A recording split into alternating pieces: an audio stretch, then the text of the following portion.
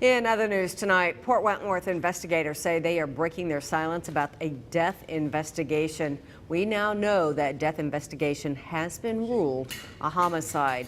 Detectives held a news conference today. They released some new information about this death that has, well, as we've all heard, kind of rattled the entire Lakeshore neighborhood. But along with the homicide, neighbors are upset with the lack of information investigators have released to the public. WJCL's Ashley Lincoln joins us now with the latest on the investigation. Well, Kevin and Jennifer, the Lakeshore community tells us that 3 days went by before they knew if this was a homicide or if it was just an accident. But just to know that somebody died so close to home is just scary. A feeling Andre Mungie and those living in this Lakeshore community felt after Port Wentworth police responded to this home Saturday morning.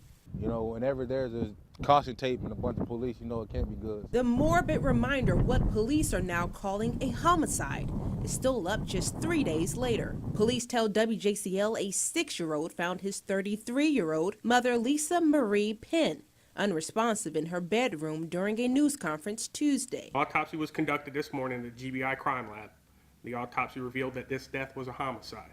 Penn's son went to get help from the neighbors, who then called police. Investigators say Penn's husband, who's in the military, was deployed in Afghanistan at the time of the homicide and has since returned home. Because ultimately we have a 6-year-old child without a mother, and we have a husband without a wife. While neighbors say things like this never happen in this community. Well, right here in this neighborhood, we know we got a lot of police and military. I don't think we feel safe. But neighbors started to raise questions of their own, fearing this is not an isolated incident. When we started investigating this case, we had no way of determining 100% if it was natural causes or foul play was involved.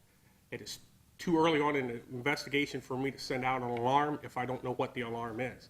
When we had that information, we immediately notify the public, which is what we've done today. Police still have no new leads. And it's now our goal, our mission now is to find out who is responsible and bring them to justice for the family.